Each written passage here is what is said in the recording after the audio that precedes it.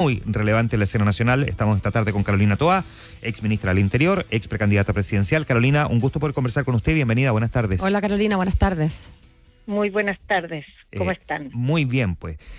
Voy a partir haciendo pregunta que suena como regalada, pero en realidad en estricto rigor, a partir de la respuesta uno puede ya empezar como a hacer doble clic a alguna de esas cosas, ¿no? Pero ¿cómo interpretó usted el resultado de ayer de segunda vuelta, Carolina? A ver, es un resultado que tiene algo de continuidad y algo de nuevo. De continuidad es que ya desde el 2010 todos los gobiernos han tenido que enfrentar elecciones presidenciales donde no logran reelegirse. Claro. Y este sería una elección más de esa línea que igual nos está diciendo algo, ¿no? Igual nos está diciendo que habiendo tenido gobiernos de distintos signos y de distinto tipo, digamos, ninguno de ellos ha logrado conformar una mayoría en la sociedad que les permita ganar un respaldo para profundizar la línea en que venían trabajando.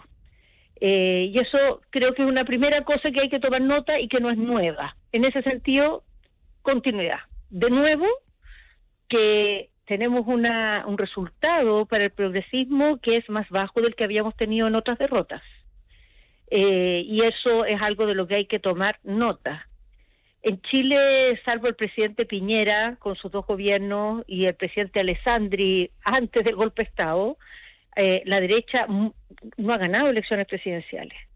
Y en el último tiempo ha tenido varias victorias sucesivas y esta última con más ventaja y tratándose de un candidato presidencial que es de una derecha más radical, digamos, que la derecha tradicional chilena. Y eso es algo de lo que hay que tomar nota como un elemento nuevo y hay que entenderlo bien y hay que tomarlo muy en serio, no saliendo a hacer cacerías de brujas, que es una cosa de la que quizá alguien vaya a estar tentado, sino de asumir que aquí han pasado cosas suficientemente profundas para armar un mapa político que es muy desafiante hacia adelante para el progresismo.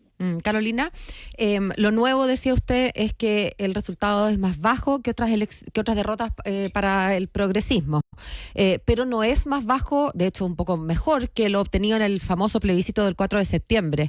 Estaba leyendo unas declaraciones de Francisco Vidal que decía que la de ayer, fue la mayor derrota de la izquierda desde los 90. ¿Usted está de acuerdo con eso o considera que el 4 de septiembre fue peor? No, es que, mira, yo creo que, no sé a lo que se refería Francisco, pero como derrota presidencial, cierto, sí, es el resultado más bajo que hemos tenido. Pero por todo lo que implica y también por los números del resultado, el plebiscito fue un escenario aún peor, ¿no? Porque el porcentaje que se obtuvo fue más bajo y porque eso tenía consecuencias más allá de un gobierno. No era una administración de 4 años, sino que era una carta constitucional para el país, que era una causa que llevaba décadas en nuestro sector y que no creo que quepa duda a estas alturas, fue un proceso muy mal manejado, con consecuencias que yo creo que, entre otras, están afectando el resultado presidencial. O sea, sin duda ahí se provocó un resquebrajamiento del mundo político, obvio, pero también social del progresismo, especialmente con esos nuevos electores. O sea, la coincidencia del plebiscito con el cambio a este sistema de voto obligatorio hizo que justamente en esas votaciones debutaran una serie de electores que probablemente muchos nunca habían votado en su vida, y debutaron con esa conformación, ¿no? Y se acercaron a la política y se encontraron ese panorama. Entonces, eso deja una marca que yo creo que no tiene la profundidad del plebiscito del 88. O sea, los que creen que esto va a funcionar igual que el plebiscito del 88, creo que definitivamente eso no es así, pero sí es una marca que trasciende una sola votación. Y mirado en retrospectiva, cargo de ella. Y mirado en retrospectiva, Carolina, hoy, con lo que sabe hoy, con el diario del lunes, digamos, ¿se arrepiente de haber sido vocera y haber trabajado tanto en pos del apruebo en ese famoso 4 de septiembre? No, yo no me arrepiento de lo que hice en esa ocasión. Primero, yo no fui vocera de la campaña del apruebo. Yo tuve mi opinión personal que la di donde me invitaron, pero no estuve en ninguna estructura. Y de lo que fui partidaria de que tuviéramos un acuerdo para aprobar y reformar los aspectos conflictivos del texto. Porque, por otra parte, tenía muy claro que el rechazo nos iba a generar una regresión conservadora, como de hecho sucedió. Y ese camino, por decirlo así, intermedio, creo que nunca cobró la fuerza suficiente para que la gente lo viera como una alternativa. O sea, la gente sintió que o aprobaba el texto más o menos como estaba, o lo rechazaba y nos quedábamos con lo que teníamos, que es lo que terminó pasando. Ahora, También están quienes plantean, al margen, por cierto, de esta gran diferencia que hace, ¿no? Por supuesto, la cantidad de electores nuevos que se sumaron en este proceso con votación obligatoria e inscripción automática, el hecho de que como de alguna manera uno puede, digamos, leer entre lo que usted dice, lo que esta mañana nos decía Natalia Piergentili, de una cierta lógica de inevitablemente un abandono de ciertas preocupaciones de temas que son esenciales también para un segmento de la población. Probablemente porque se pensó que estaban bastante más avanzados en su solución de lo que realmente estaban, o simplemente porque el énfasis quedó puesto quizás mayoritariamente, quizás incluso en lo comunicacional, en otras cosas que parecían más secundarias que prioritarias. ¿Cuánto coincide usted respecto de eso? De que ciertas prioridades en el progresismo fueron mutando, lo que algunos denominan, digamos, desde el punto de vista político-social, no económico, la trampa a los países de ingreso medio. Sí, es que yo creo que ahí se mezclan varias cosas que generaron, sobre todo, una confusión muy grande de mensajes hacia la ciudadanía. Porque el gobierno del presidente Boric, desde el punto de vista de lo que ha sido su mandato, ya está terminando, así que podemos a esta altura casi mirarlo completo, ha sido un gobierno bien orientado a la protección social de las personas más vulnerables, a recuperar la economía, a tener una agenda fuerte de seguridad.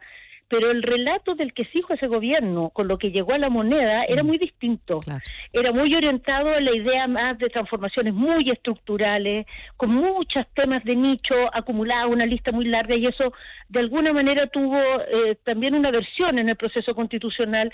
Entonces, para las personas creo que se provocó una especie de incoherencia de qué terminó siendo el gobierno.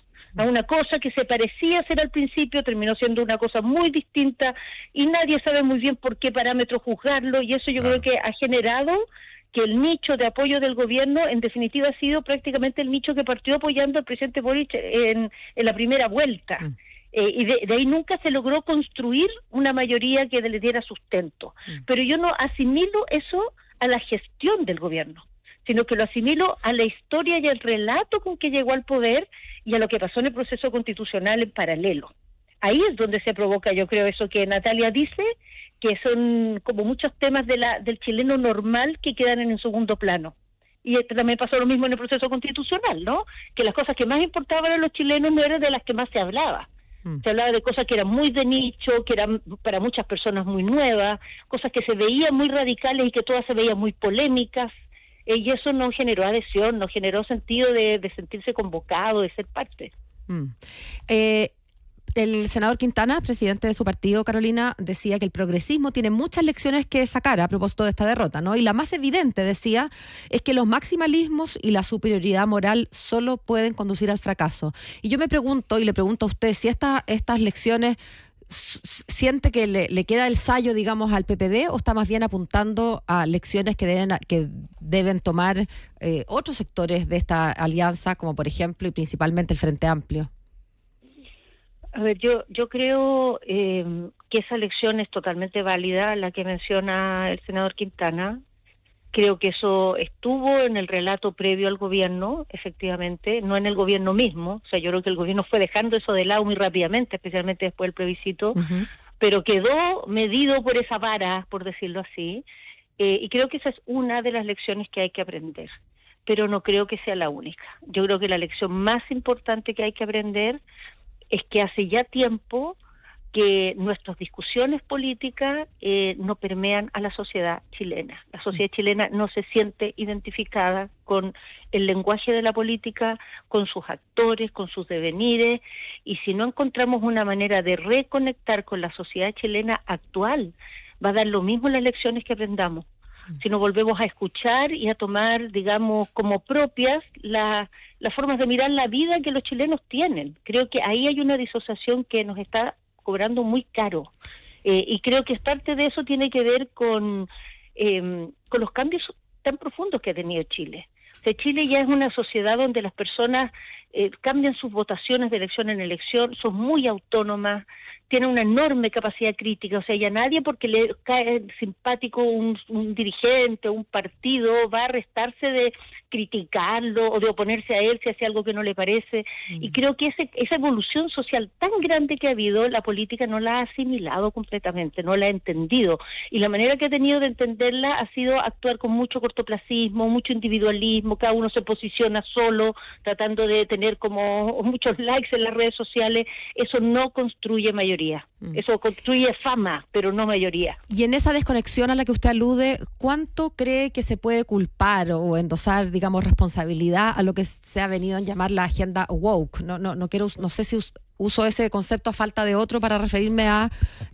Mejor woke que monos peludos. No, eso ni hablar, pero también woke puede estar asociado a una cosa que es como mirar en menos, y no es mi intención en la pregunta, es simplemente agrupar en ese concepto tantas reivindicaciones que por lo visto dejaron o quizás nunca le hicieron sentido a las grandes mayorías en Chile.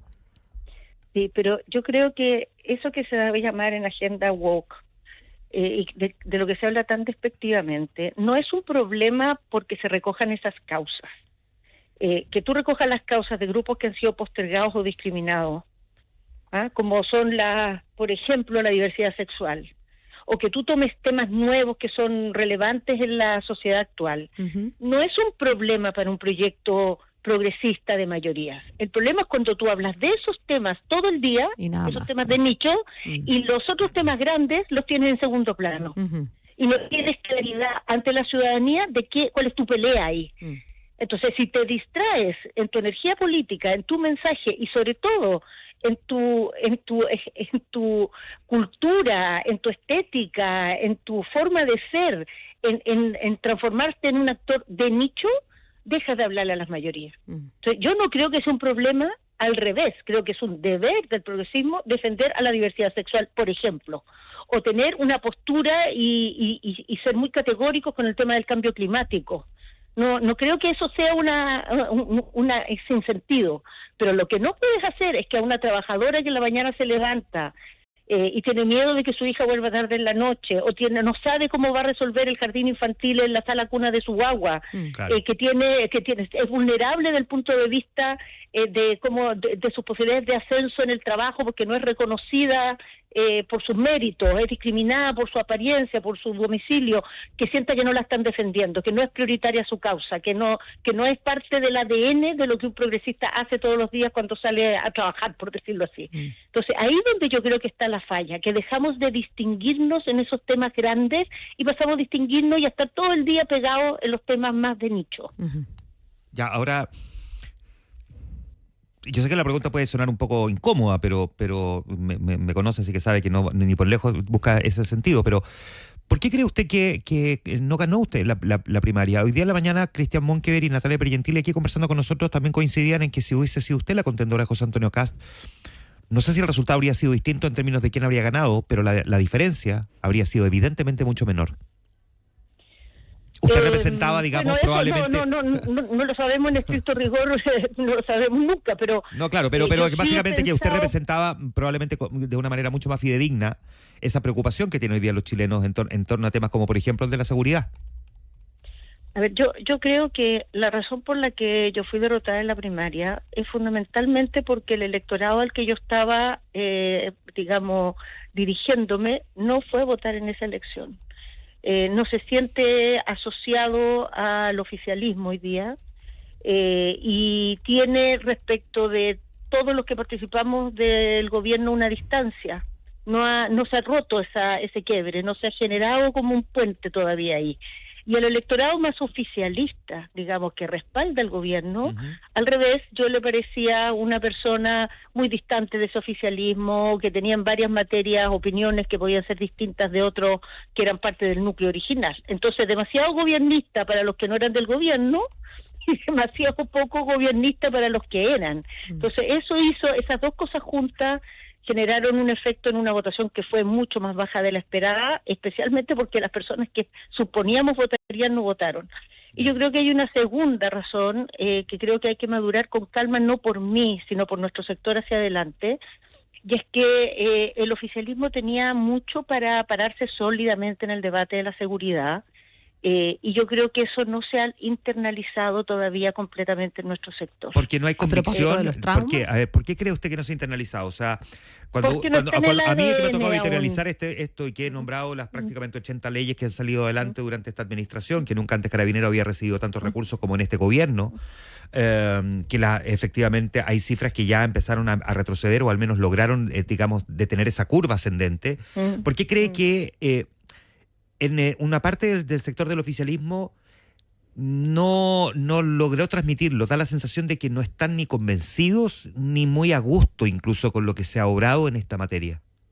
Mire, puede ser que hay sectores que no estén a gusto, que tengan una opinión crítica de lo que se hizo, pero yo creo que lo fundamental es porque esto no ha terminado de madurar.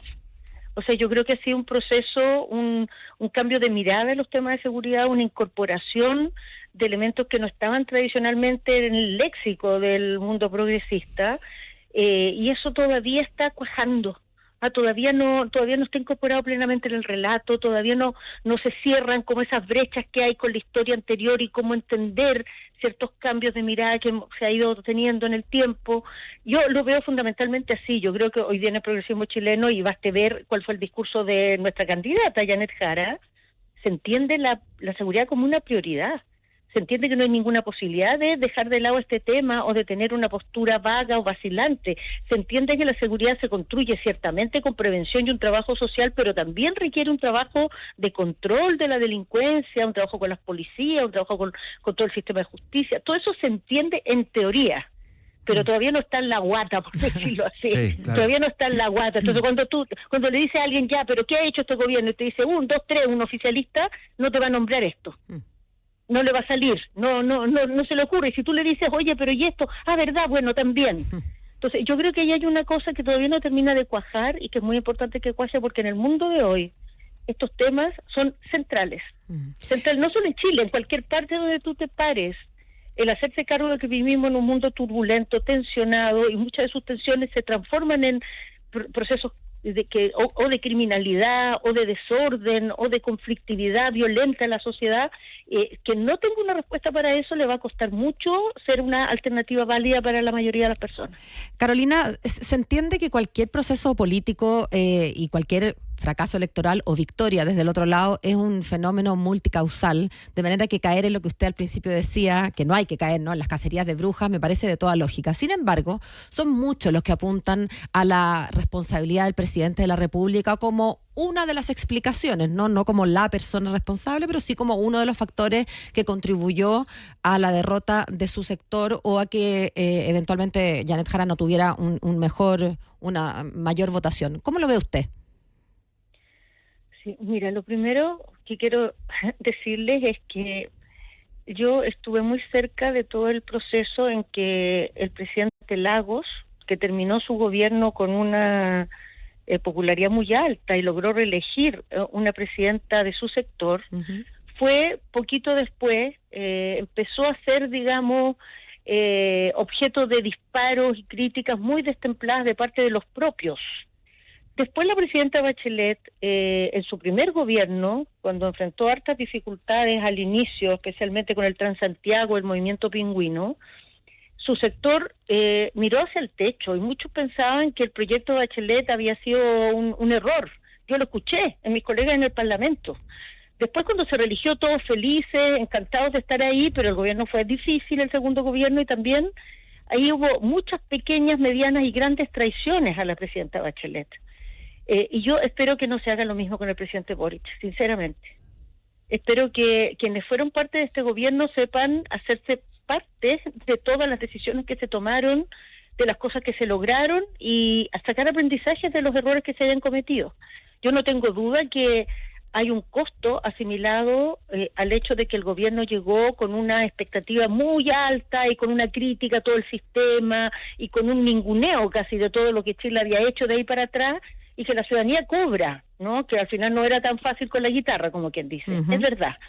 Pero es un gobierno que recogió muy rápido ese aprendizaje, que lo corrigió de una manera que pocos gobiernos se han corregido en su mandato y que sacó adelante, contra todo pronóstico, reformas muy importantes. Entonces yo espero que eso lo cuidemos, que no nos dediquemos así el día 1, al día siguiente que se elige Dios mío, a tirarle todas los dardos al presidente, no estoy de acuerdo. Pero No estoy el de acuerdo. día... Hay errores, ciertamente, muchos, habrá que digerirlos y procesarlos, pero no irnos a la yugular del presidente el día siguiente que se elige uno del signo contrario. Creo Ya, que pero es un error. tiene más que ver entonces con un tema temporal que considerar en sí mismo una traición, hacer una crítica, por ejemplo, a lo muy metido que estuvo el presidente Boric, sobre todo en la primera vuelta, ¿no? Interlocutando directamente hubo con... hartos errores ahí, yo creo que hubo varias, digamos, incursiones que no eran necesarias, que no ayudaron. Sinceramente no creo que hayan tenido ninguna relevancia.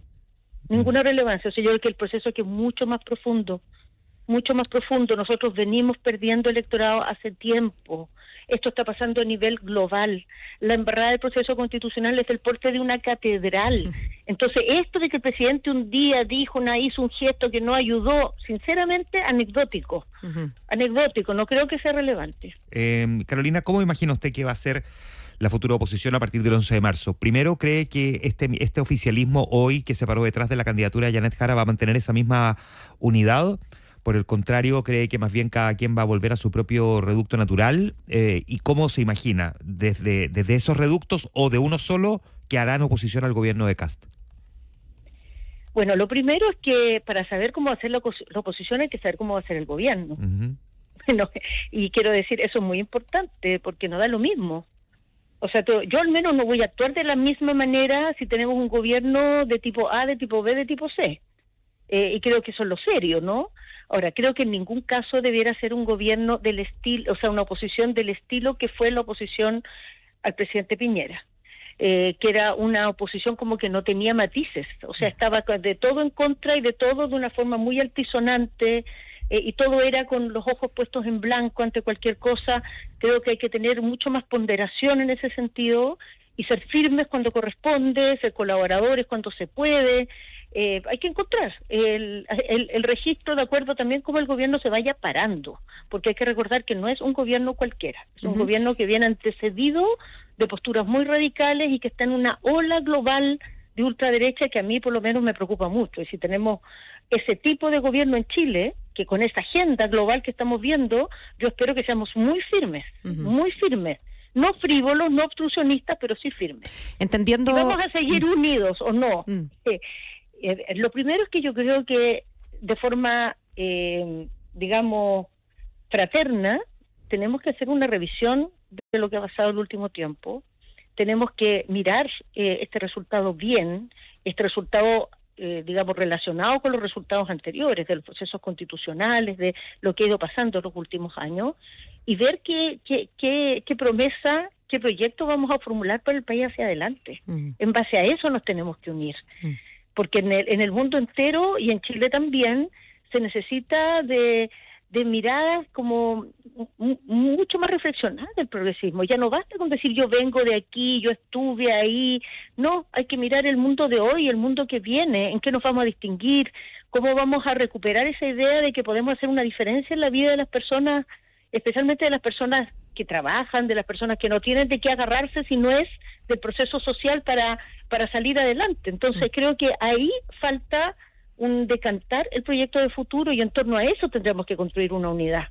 Al menos yo postulo a una unidad que tenga mucho más fondo de la que se ha ido generando en los últimos años, que no ha eludido un poco esa reflexión. Bueno, una unidad para proponer, una unidad también para hacer oposición, usted lo decía, reactiva a cómo se conduzca el gobierno, ¿verdad? Firme, colaborador, según cómo vaya ocurriendo. Pero yo quería preguntarle, Carolina, algo más personal. ¿Dónde se imagina usted? Quería saber en qué estaba hoy en día desde el punto de vista de sus afanes de trabajo político, que en el caso suyo ha sido una trabajadora / política por tanto tiempo, y ¿dónde se imagina jugando ese rol desde la oposición? Mira, lo primero es que estoy buscando y ya trabajando en algunas cosas en ese sentido, mantenerme en los temas de seguridad. Quiero, a partir de lo que me tocó hacer y aprender y la experiencia que tuve como ministra, seguir desarrollando ese tema y seguir buscando que en el progresismo haya un sello propio para enfrentar la seguridad que sea solvente, a que le permita pararse en propiedad en estas materias hacia adelante. Eso es lo primero. Entonces ahí voy a estar en cosas académicas, en consultorías, en proyectos de discusión. Estoy armando un libro con una editorial, ya estamos, digamos, tener un acuerdo para armar un libro y ya estoy trabajando en eso.